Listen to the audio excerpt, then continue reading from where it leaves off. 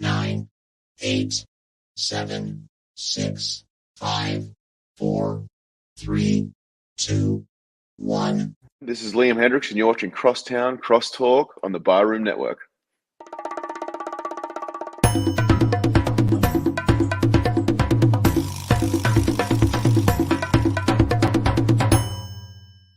Some may find the following disturbing. Discretion is advised. Every summer in Chicago, the sunshine spotlights the city's spectacular skyline. Its luxurious lakeshore, marvelous monuments, and the over 200 neighborhoods in the city. And it also brings to light two of the greatest sports franchises in the world. On the north side, it's the Cubs. On the south side, it's the White Sox. This is Crosstown Crosstalk.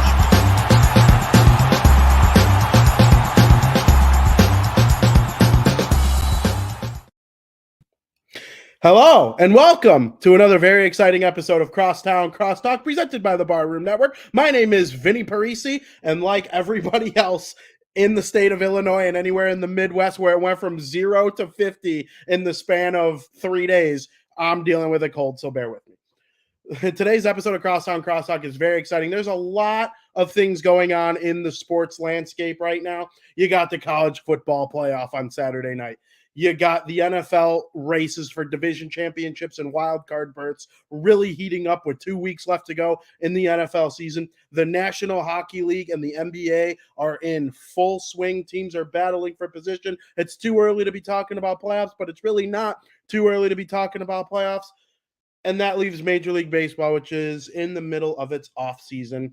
And in this town, baseball never sleeps. Baseball never sleeps in my brain. We're always worrying about what we're going to do next in this position, what my favorite team's going to do here. Obviously, this is a Chicago-centered podcast. And when I think about the White Sox, there's a lot of Cuban descent that comes into the Chicago White Sox play. And a lot of players hail from the country of Cuba. And there is nobody that I would rather talk to about the genius behind Cuban baseball prospect development, player development, all the stuff, than Phil Selig, the inventor of Cuba Dugout.com. Phil, how we doing? Not too bad. Good day. Greetings from the Great White North. Although I guess you guys are you're mirroring us there. So yeah, okay. So hear this out. We were 0, and then it got to -8, maybe Friday or Thursday of last week, right before Christmas, and today 55. I'm ready to go swimming. How does that sound to you? it's balmy here. I stepped outside before and had a cohiba and was joking. I think I'm going to fire on some short pants. It was it's a nice respite. I suspect it won't be long, but we're enjoying it here. So it seems to be cutting across a great swath in North America. I did go outside in shorts this morning. Do you think I'm a weirdo? 53. I'm like, let's wear some shorts. Let's go. No, but I think you're an honorary Canadian. So. Oh, listen, there are a lot of Canadian things about me, including my love of hockey, including my love of baseball, because baseball is it's bigger in Canada than I think most people would say. Obviously, you are one of the native sons that is a baseball fan from Canada, but your first love is Cuban baseball players, if I can assume that correctly, based on all the great work you do making content around Cuban prospects and players playing in Major League Baseball. There probably hasn't been a name bigger. There might be names equally as big, but Jose Abreu has kind of been the cream of the crop when it comes to Cuban baseball over the last 10 years. He's been one of the best players to come from that country. Obviously, all of his games that he's played in Major League Baseball have come on the south side of Chicago, wearing their uniform, playing for the Chicago White Sox. He is gone. He is now a member of the Houston Astros, the defending World Series champion. In your opinion, what are the White Sox losing in Jose Abreu? What is their lineup? What are the repercussions of losing a player like that? Yeah, so Abreu goes from one Cuban-rich organization to another, a team that recently dubbed the Houston Castros, and so goes in and is probably going to end up filling the role that Yuli Gurriel was filling for them. There is a chance that he might still come back, but I think it's a great move for the Astros. Perhaps a little bit of an overpay, but where they are and sort of what they're looking for a guy that I think is probably probably going to slot into the number 6 or the number 7 spot for them. Hopefully be that, a solid clubhouse presence, but when you've won 2 World Series, is that it's probably more important not to be disruptive, and which I suspect he won't be. So what the White Sox are losing, obviously, a guy that's been the face for close to the past decade. A guy that hopefully was tutoring some of the younger players. At this point, are you losing as much production? Maybe that cushions the blow a little bit, but I think he's going to bounce back a little bit, or at least provide what's needed in that Astros lineup.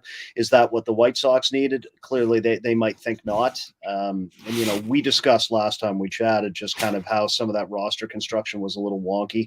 Maybe that clears some of that logjam, but I don't think you're going to replace that player outright versus they're going in a different structure and hoping that some other people can step up and kind of deliver on different roles.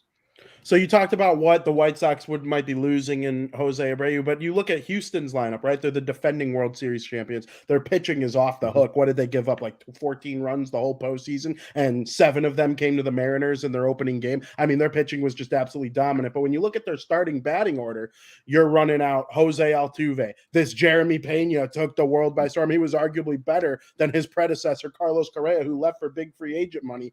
Obviously, Yordan Alvarez, we'll get to him in just a second, but Alex Bregman. I mean, this team is magnificent. Tucker, basically the only one they sacrifice offense for is if Maldonado is playing catcher that day, and their offense is just off the hook. So you add someone like Jose Abreu, he might have been a victim of the White Sox singles approach that a lot of people think they took last year. He might get right back to hitting 30 home runs a season again next year with the Astros, who might have a different philosophy on things. What does he bring to their lineup? Who in their lineup gets impacted the most by bringing in someone like Abreu? Now think of it from an Astros point of view.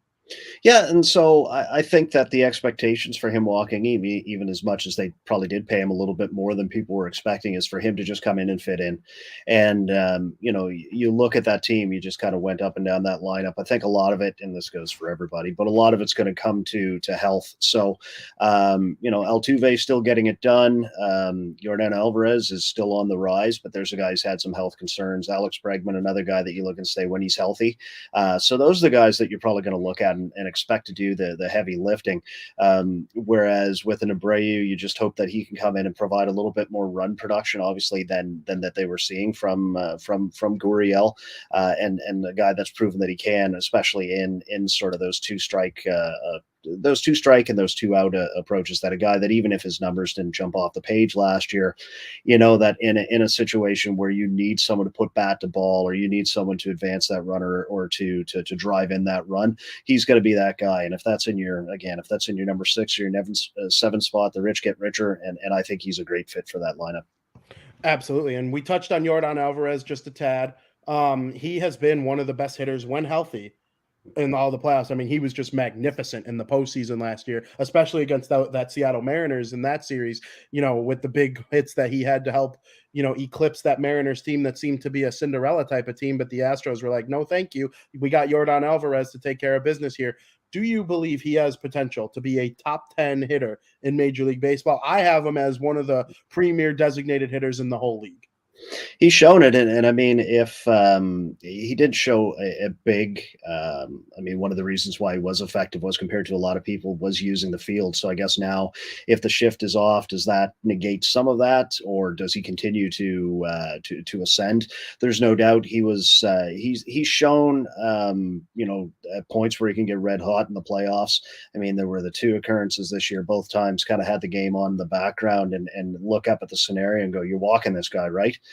And then Robbie Ray throws him a cookie, and then same thing happens in the World Series both times, where it's just like, you can't be serious. Why are you throwing to this guy in that situation? So as he matures, I think that the sky is very, very high for him, and actually maybe more than anything, if bringing in Abreu, a fellow countryman, a guy that no doubt he has to respect, can maybe help him get better. I don't know if that's necessary, but it doesn't hurt. But yeah, this is a guy that the tools are there, and when he's healthy, and he showed he was largely healthy last year, but when he's healthy, I think to project him to be a top 10 hitter in the league, if he isn't already, he's going to be there.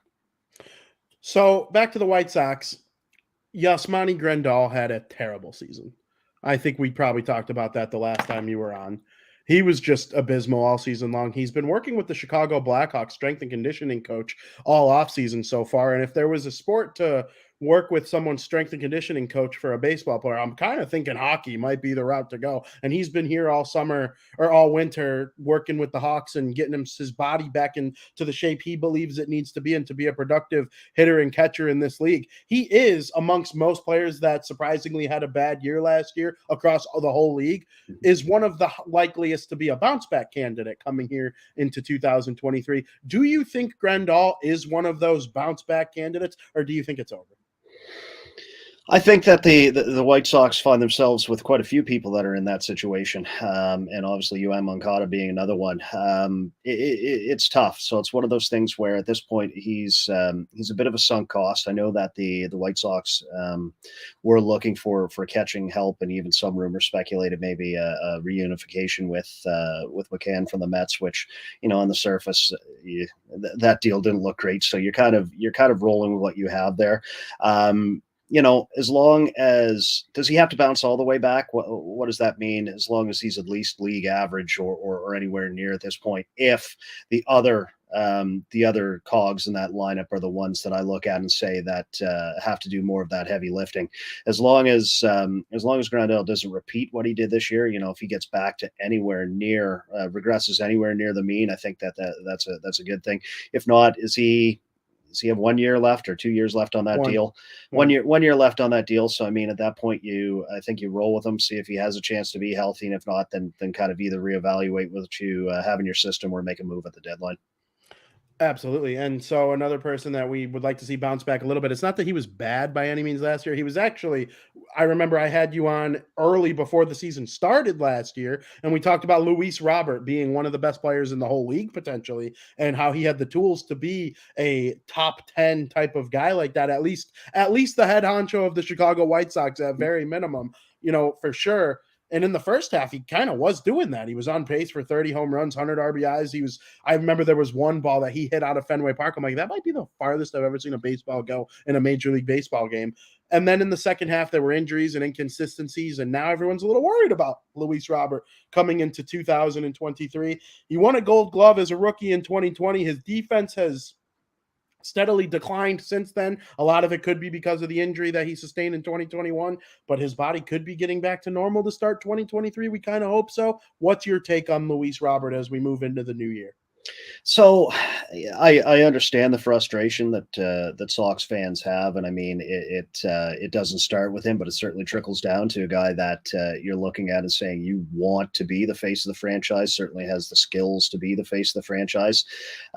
He's still young, but it can get late early. I still have faith in what he can do. I think you mentioned defensively, maybe if injuries had an impact on that.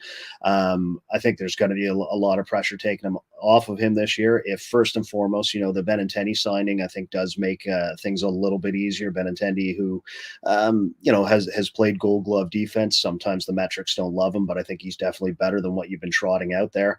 And then if Oscar Colas takes over right field, even as a rookie, I think is going to represent a defensive upgrade. So with Rober, I think as long as he does come back healthy, I mean, there's I think we discussed it last time, if we didn't get too in depth, but Moore's kind of come out to how they mismanaged that, and basically if he was playing in a situation where he should have at least rested a little, yet maybe been shut down.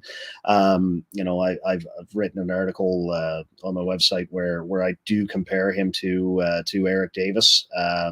There's some eerie comparisons there, both in terms of that skill set, otherworldly, but then also will injuries kind of hold him back from that? I'm hoping still too early to worry about that, but until he proves he's healthy, are we going to see the best out of him? I have some faith. I think this year, if maybe anything, what was going through that clubhouse, and if it is directly at Tony's feet, the fact that he's gone, maybe some of that is you kind of start fresh. And as mentioned, between him, Grandal, Moncada, there's a lot of guys that I think have to come back and prove themselves this year. But if there's that many people in a lineup, is that a good thing or a bad thing? Can they work through it together, or do the guys all put pressure on themselves?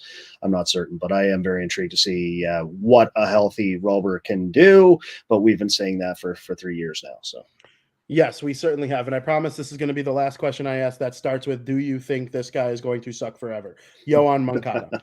He is one of the most interesting people I've ever come across in this league, I think. He is one of those people who, when you watch him play, you're like, this guy's a superstar, right? Like, he's got all the tools. His swing is perfect. He runs like a magician. Like everything about, he's a wizard at defensive third base.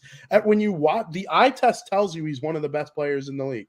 And then you look at his numbers, and his numbers have been brutal since the end of the 2021 season. They were elite in 2019. He got some MVP votes. Then there was the down year in 2020, 60 game. Everyone gets a mulligan, in my opinion, from that year. It was hard. 2021, he was pretty good. He was a 4.5 WAR player. People complained about Moncada when he was a 4.5 WAR player, and now they would cut off their pinky to get Yohan Moncada back to being a 4.5 WAR player because he was so bad this year.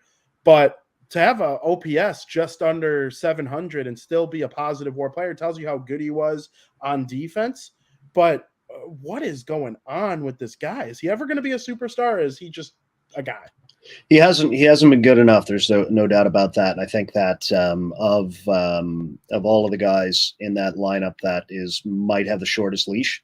I don't want to say that this is a make or break year for him, but I think it could be. And at the same time, this guy who has made money over his career, but is approaching where that window to really make that big contract is coming soon, be that in Chicago or somewhere else. And right now it's looked like that bet on him wasn't worth it.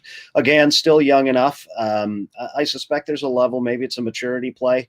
I've done some research. He is a kid that I saw play originally in Cuba, and his path out of Cuba is fascinating. And I put together a YouTube video on that. So there's been quite a bit that's circling around that. At this point, maybe can he turn that corner both in terms of health and maturity? If he does, the tools are there. If not, is this it? How much more runway can the Sox give him and wait for him to come around? Because as you say, after 2019, all right, this looks like it's cashing in on some of that promise, even if the strikeouts were way too high. So I'm going to sound like a broken record. It's bounce back. It's got to be a bounce back season for these guys, or else I think the White Sox have to look at doing a major restructure, as much as they've done a level of that this year. But I think the tools are there. Same thing as I said with Rover. If the pressure's on everybody, maybe there's a little less pressure on everyone, or maybe there's massive pressure on everyone. So, but I'm very intrigued to see what he does this year, and I can't make a prediction other than I hope, as again, as a guy that I saw play on the island, and I want good things to occur for anybody that comes out of that system. But he's going to have to step it up, put in that work, and really focus on nothing but baseball. Have you ever heard his song? Yeah, I sampled a little bit of it at the beginning of my video, and personal disaster. Yeah, maybe that's appropriate. Maybe it was foreshadowing. Maybe it's what he needs to overcome. So it's just and maybe, you know what? Maybe he's a kid that's gotten by purely on physical tools at this point, and now has to kind of put his nose to the grindstone and make it happen. Maybe Abreu was a safety blanket for him, and him being gone, maybe it's a sign that the leash is going to be a little bit tighter, and it's time to step up. I've been at a party where Desastre Personal plays, and there are people dancing to it that have never heard of Yohan Moncada, never watched a White Sox game. It's a banger. It's an absolute banger. And I don't even listen to Latino music that often, but the Yohan Moncada Desastre Personal, you ever need to find that ability to run through a wall worth of excitement, listen to that song. Oscar Colas, we touched on him. He is going to be the starting right fielder for the Chicago White Sox. There are rumors out there that they are going to extend him before they start the season, similar to what they did with Luis Robert and Yohan Moncada before the start of the season when they made their debut, something they didn't do with Andrew Vaughn, but they're going to try and do it with Oscar Colas before the start of the season. he's been great at every level he's played in. A little bit different than most Cuban guys. He ended up playing in Japan instead of coming out through Cuba. So I'm wondering, has the fact that he's been good everywhere he's played so far, including Japan, including AAA, what should I expect to see from him in year one with the White Sox? Because got to temper my expectations a little bit. Well, 100%. And this is, like you say, this kid that's been through or been on quite a journey. And so if he does sign that extension in advance, that kind of makes some of the ups and downs worth it. Because, there's a guy that due to some of the circumstances, some of the timing, his bonus was way lower than it could have been. And also, probably could have been making money if he had stayed in Japan, at least for a couple of years there. That cost him some development time. But, based on his performance in 2022, it doesn't look like it hurt him. So, everything. And now that the aspirations of pitching are put aside, I always suspected that might be the case. But as that strong left-handed bat that has a nice, a nice balanced approach, a lot of his power seems to be going the other way, and stayed within himself this year, and has the tools, or at least has the arm for right field, and actually did play quite a bit of time in center in the minors, which I can understand as an organization. You want to figure out what you have there, but also if that if he's going to be in right field, but at least he can, it shows that he has some of that range. So it appears he's ready. And more importantly, it sounds like the White Sox are ready. I think that's a bigger component than anything. And if they kind of give him that opportunity to take that job out of spring training and see what he can do. Are you happy that he gave up pitching?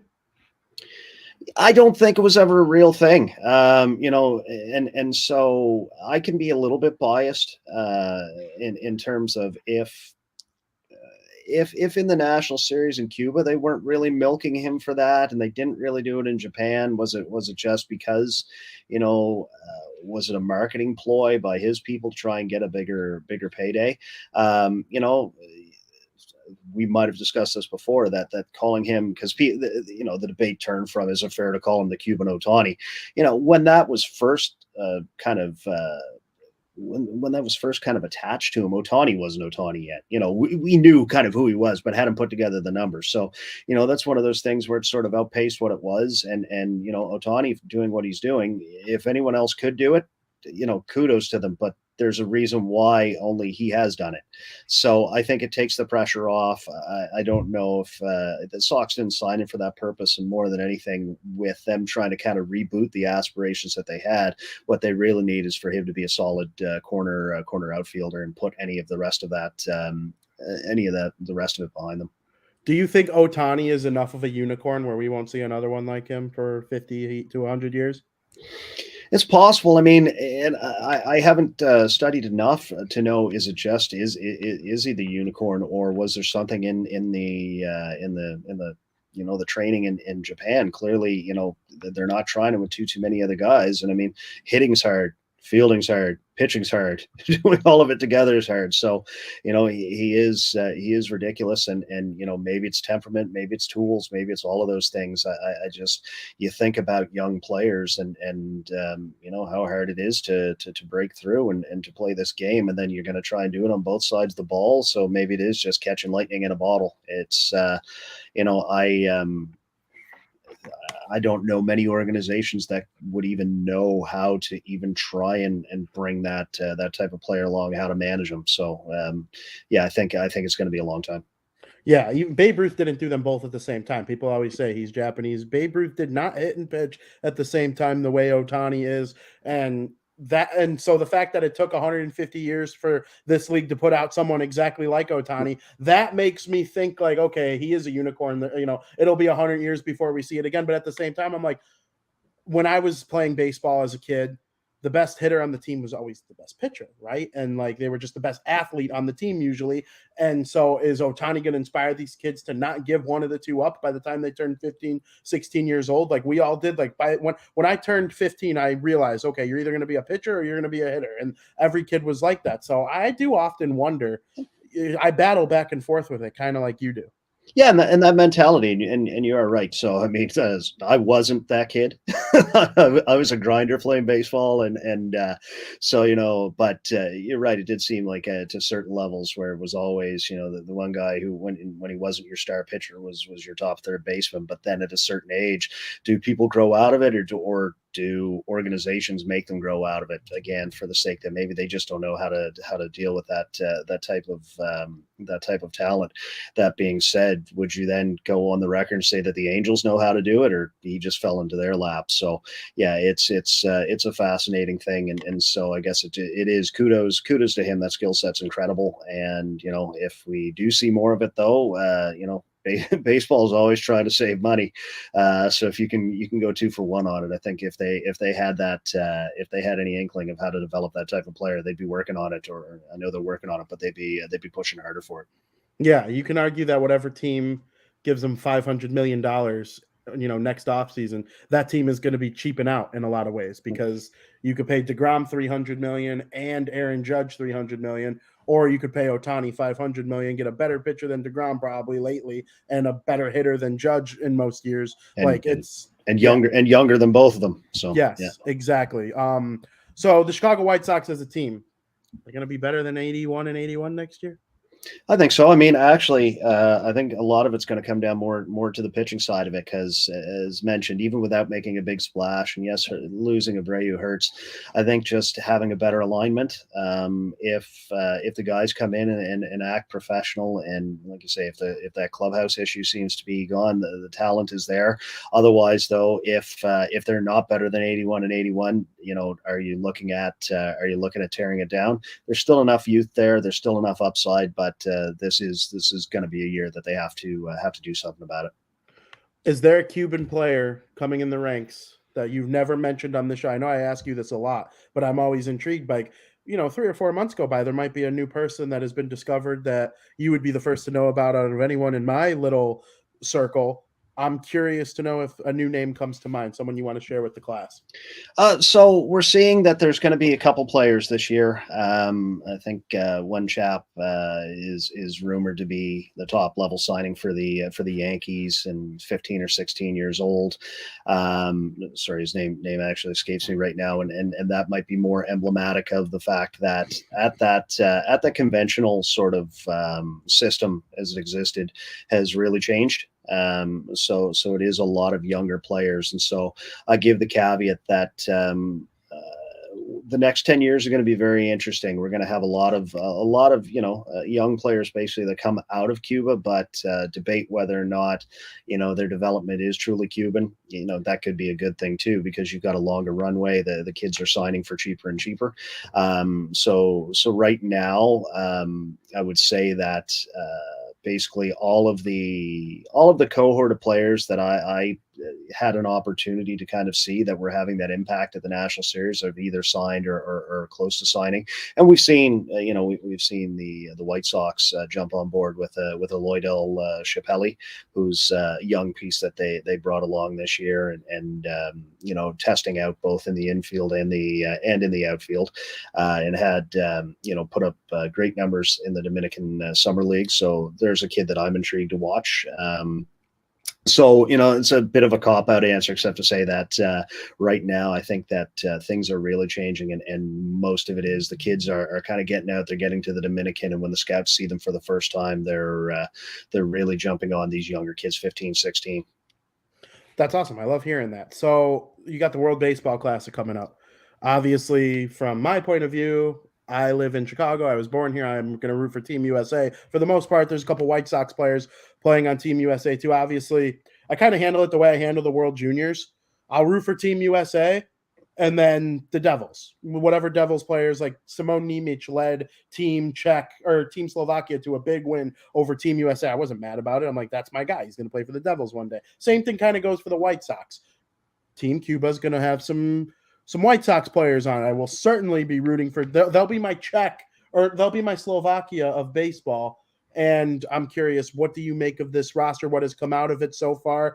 And do you think they can maybe go on a little bit of a run? Because a Dominican team too. They scare me. 100%. So somewhere in the back of my mind, and I've always, as this process is kind of unwound, um, I can say with pretty good certainty that I think the pros are going to be there as part of Team Cuba. That can always fall apart. Someone's always looking to point the finger, but it looks like most of those hurdles have been overcome. Most of those roadblocks are out of the way. So two of the names that have put their have said that they want to join the team and appear to be invited are Luis Rober and Yohan Moncada, two players that kind of left with. I don't want to say permission. That's not really a thing, but left under solid auspices, and that's why they are welcome back.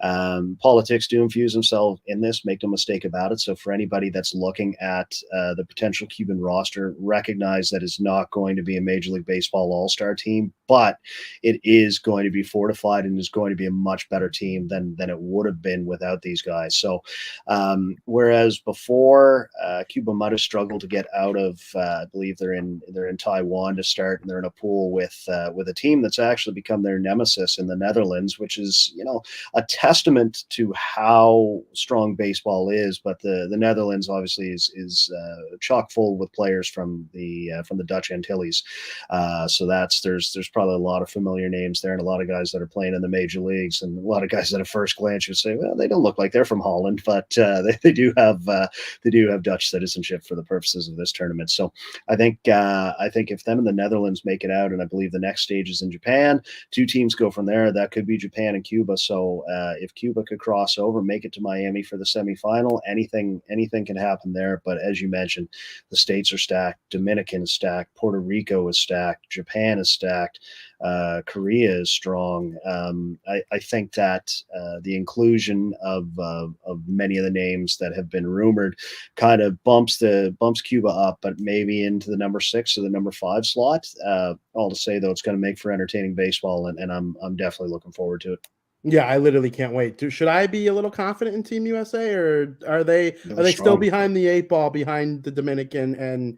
No, I think they're Japan? neck and neck. I think they're neck and neck. I don't think you can lose with picking either one of those two teams. Now, I mean, at the same time, we've seen in previous World Baseball Classics, and actually, Cuba at one point when they were driven maybe a little bit more by that. By that patriotic pride, maybe the team, and they're all going to be talented, but that team that gets a little bit extra out of a guy that wears his heart on his sleeve and can get there. But yeah, the states are strong. Dominican is strong. Puerto Rico is strong. As I said, it's you look up and down those rosters, and the amount of talent's incredible. And I think it's great for the game of baseball overall. And just hoping that the tournament is as exciting as it looks like it could be on paper. Do the Cubs have any Cuban players that are notable? So they did just recently sign Roenis Elias, a pitcher who is lighting it up in Dominican League, or basically was one of the top pitchers in the Dominican League. It figures to be a big part of the Cuban team. Now he's a veteran, he's been around, so he strikes me as the type of guy that might have a bigger impact in a World Baseball Classic tournament than he necessarily will for the Cubs. So that's one of the names. I think they've signed a couple guys that are in the lower minors, so they have a couple guys in their system as well, but they haven't been uber aggressive really since Jorge Soler was the big signing. Whether or not they felt they got burnt on that and kind of moved away from it, so they've brought in a couple of mature Cubans, but they kind of stay out of that pipeline. Yeah, for sure. So not really related to Cuban baseball, but I feel like everybody who follows baseball can have an opinion on this. Carlos Correa.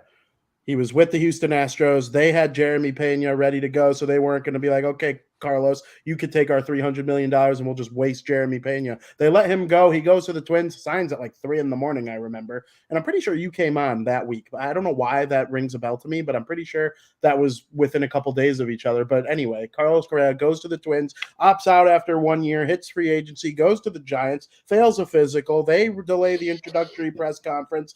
Then that night he signs with the Mets. Now the Mets are having problems with his physical. It's not confirmed he's going to the Mets. Now there are other teams calling for him. I got two for one for you here. What is the end game for Carlos Correa, and what do you make of the whole situation? So the end game, well, actually, maybe I'll answer those in the opposite, because what I found intriguing, I've had this discussion with a few people, is that it's not even necessarily the physical that concerns them. It's people like, oh, it's an injury we knew about. The guy's been healthy to this point.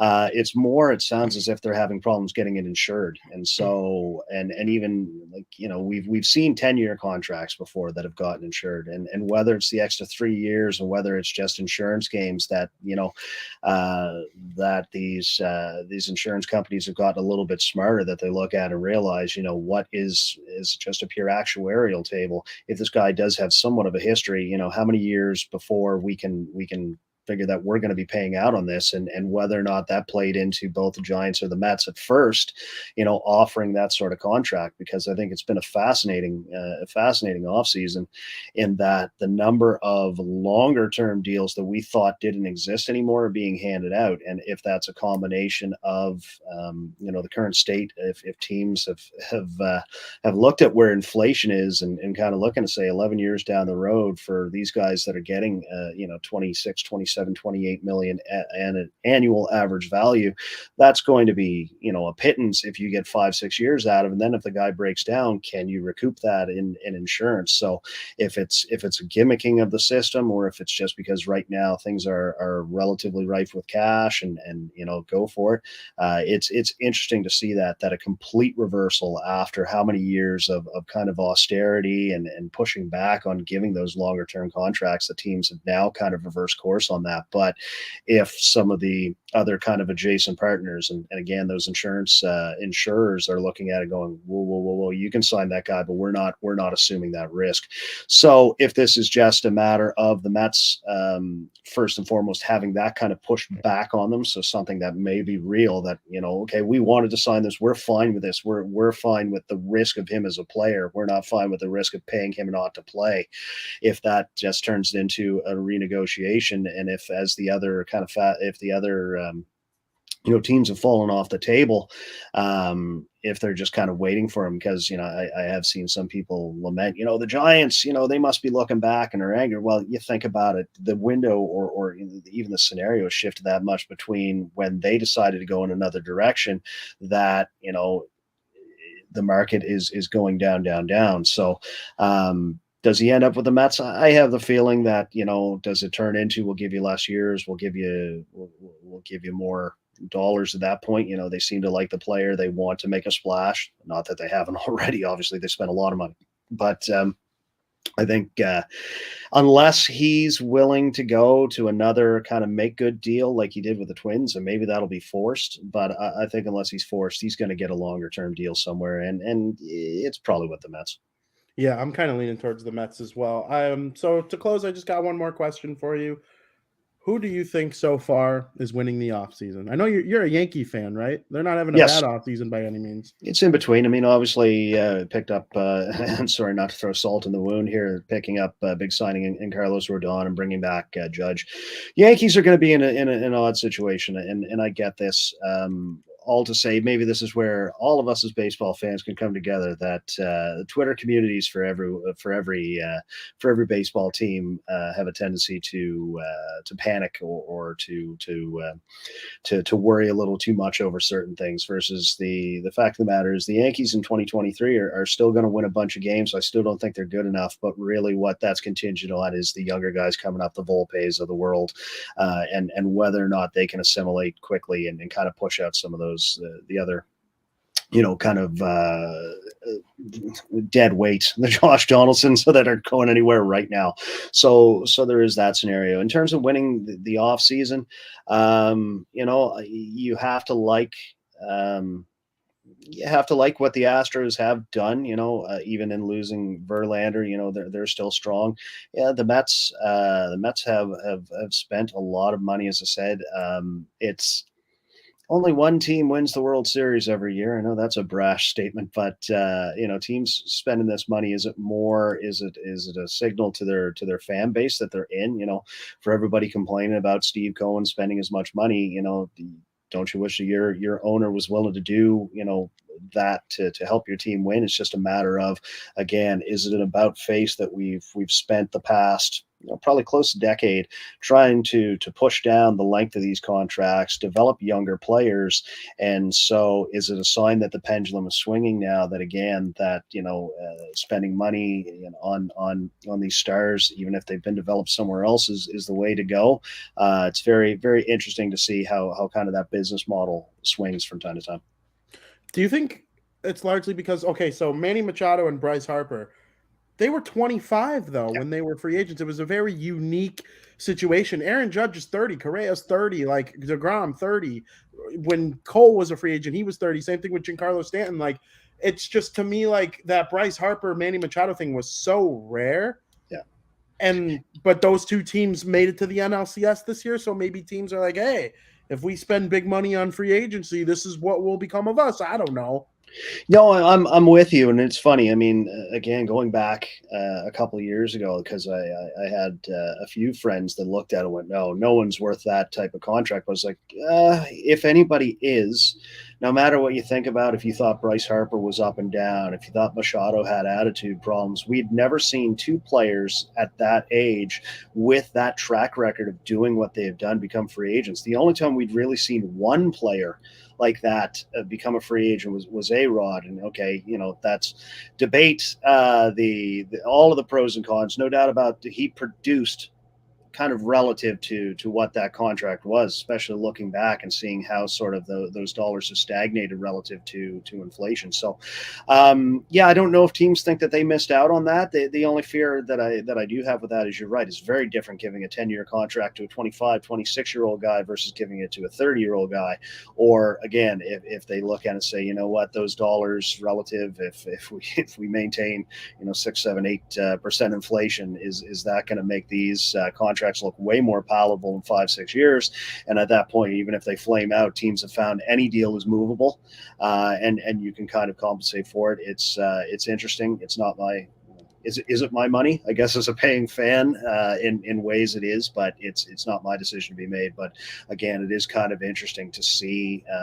They always refer to the NFL as a copycat league. Maybe Major League Baseball has become a little bit of a copycat league. It's created this auction syndrome this year, and at the same time, that is underselling the fact that there is a lot of talent. We did, and maybe the fact that sort of that relative austerity created this, that all of these guys kind of coming out of this that have kind of matured at the same time are available, and so are they all generational talents? There's an argument to be made for it. So it's very, very interesting to see that team owners are opening the purse strings after crying poor for so long. I kind of hate that term copycat league, because every league's a copycat. Like, think of the NBA. LeBron, Bosh, and Wade all were at the Miami Heat at the same time, and they were successful. So every other team tried to copy it. The Brooklyn Nets copied it a couple years later. Even LeBron tried to rekindle it in Cleveland and then Los Angeles. But then the Warriors were like, hey, we could draft a super team and then bring in one free agent, Kevin Durant, and have the most wins ever. So now every other team is trying to build through the draft lately in the NBA. Same thing with hockey.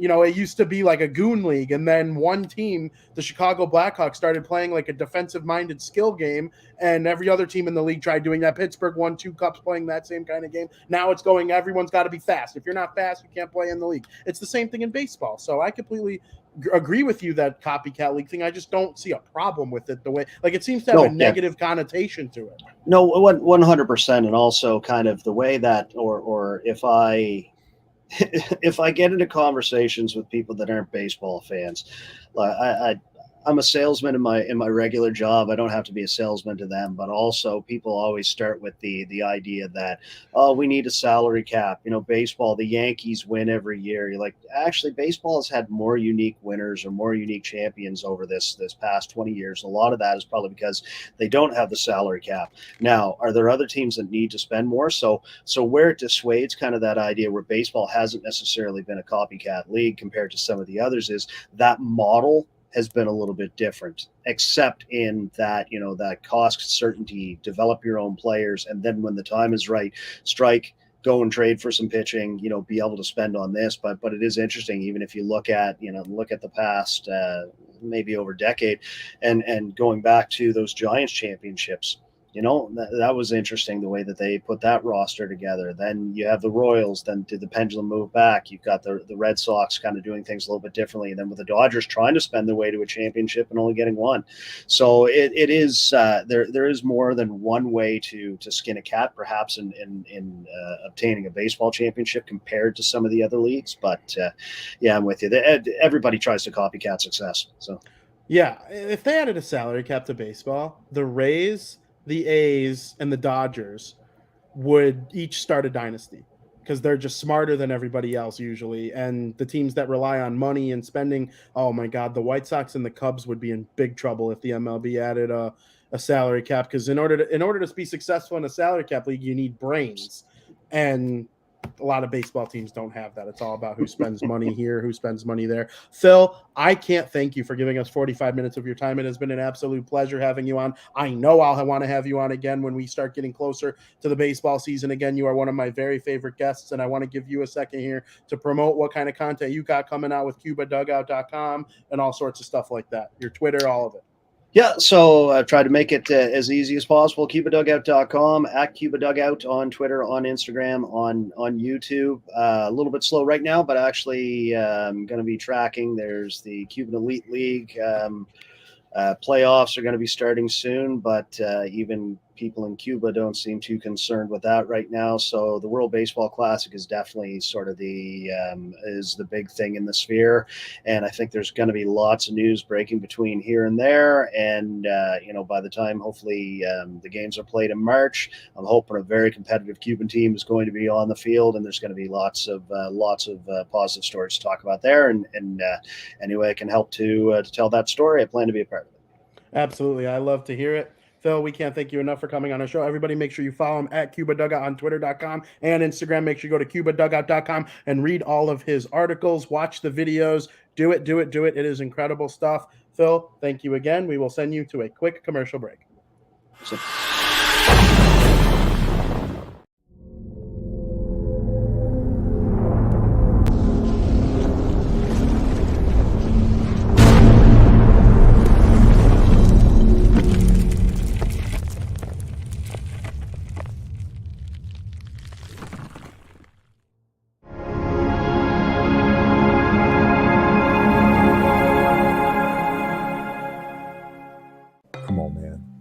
We're going to Baltimore. The Wire is the best show of all time, and I've never seen such riveting TV where I actually felt like I was in East and West Baltimore every single episode, and it was just absolutely riveting and captivating from season 1 all the way to season to it finished up. And I'd put True Detective up there. McConaughey and Woody Harrelson. I mean, come on, it was just so well shot, so well written, directed. Like I feel like it's underrated as far as that list goes. Really good.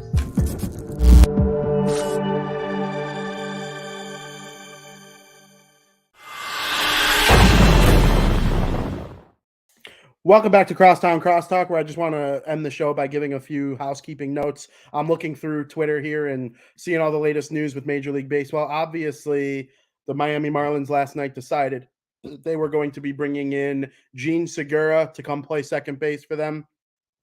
There are rumors that he might play second base or shortstop, and Jazz Chisholm Jr. is going to be playing second base. Listen, the Chicago White Sox better be on the phone with the Miami Marlins yesterday asking about Jazz Chisholm Jr.'s availability. This is a kid who is an absolute superstar, and he has, been a little injured last year.